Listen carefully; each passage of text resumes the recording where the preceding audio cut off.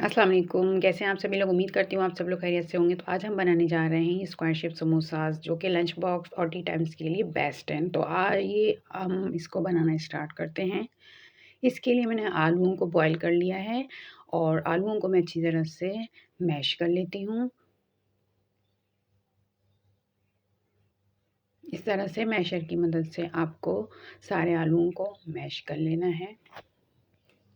ये यहाँ पे मैंने आलूओं को मैश कर लिया है। तो अब मैं इसमें बॉईल की हुई चिकन है, जिसको मैंने रेशा कर लिया है, वो मैं इसमें ऐड कर देती हूँ।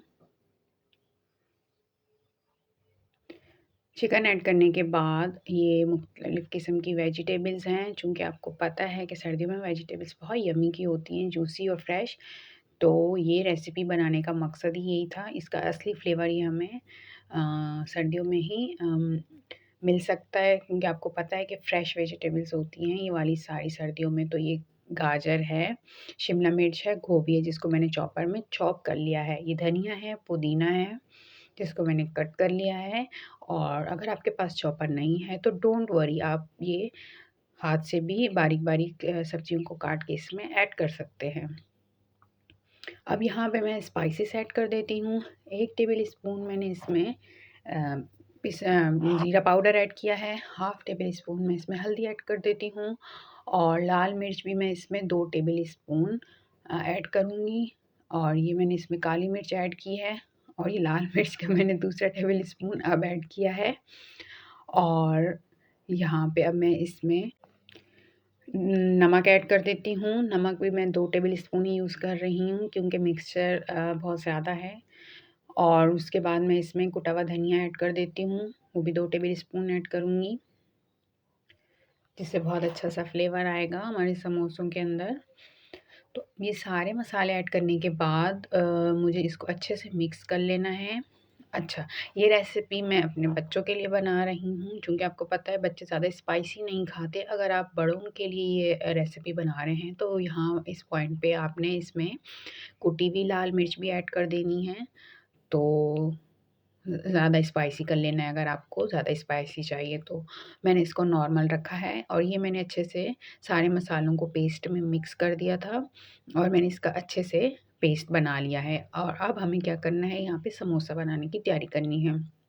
ये यहाँ पे मैंने 2 टेबल स्पून आटा लेके उसको पानी में मिक्स करके गाढ़ा सा मिक्सचर रेडी कर लिया है, जो कि मुझे समोसे की पट्टियों की साइडों पे लगाना है। तो ये मैंने समोसे की पट्टियों को इस तरह से सेट कर दिया है, एक के ऊपर एक। और अब इसके सेंटर में मैं ये जो पेस्ट बनाया है मैंने वेजिटेबल्स का, वो मैं इसके ऊपर रख देती हूँ। बस ये मैंने इसके ऊपर सेट कर दिया है। अब मुझे समोसे की फ़ोल्डिंग करनी है। मैं इसके चारों साइडों पे इस तरह से ये आटे का मिक्सचर लगा दूँगी और उसके बाद मैं इसको बंद कर लूँगी। ये इस तरह से आप देख सकते हैं, ये इस तरह से। और ये इसके ऊपर ऐसे रख के बंद कर दिया इसको। और अब ये वाली साइड और ये इस तरह से इसको रख के हमने बंद कर लेना है और इसको प्रेस कर देना है ताकि ये चिपक जाए। ये देखें, इस तरह से ये हमारा जो समोसा है बन के रेडी हो गया है। ठीक इसी तरह से हमें सारे समोसे बना लेने हैं। तो अब हम इसको फ्राई करते हैं, फ्राइंग का प्रोसेस स्टार्ट करते हैं। सबसे पहले कढ़ाई में हमें ऑयल को गरम कर लेना है। जब ऑयल गरम हो जाएगा तो हमें फ्लेम को लो रखना है, क्योंकि अगर हम हाई फ्लेम पे इसको फ्राई करेंगे तो ऊपर से जल जाएगा, लेकिन ये अंदर से अच्छी तरह से कुक नहीं होगा। तो हमने जब ये फ्राई ऑयल गरम हो गया है तो हमने जो फ्लेम है उसको लो रखा है और इसको अच्छी तरह से समोसे को फ्राई होने देंगे। पहले एक साइड से फिर दूसरी साइड से।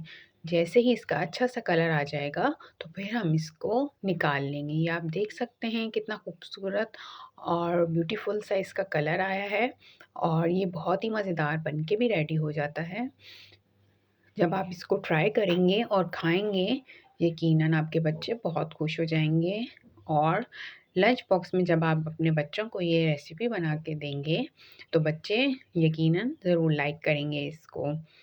तो बस अब इसका फ्राइंग जो टाइम है वो पूरा हो गया है, दोनों तरफ से अच्छी तरह से इसका गोल्डन कलर आ गया है। तो अब मैं इसको निकाल लेती हूँ। ऑयल को अच्छी तरह से ड्रेन कर लेना है और अब हम इसकी सर्विंग की तरफ चलते हैं। देखें कितने यम्मी और मज़ेदार से ये हमारे समोसास बन के रेडी हो गए हैं। वीडियो अच्छी लगी हो तो लाइक कर देना, मेरे चैनल को सब्सक्राइब करना। अल्लाह हाफ़िज़।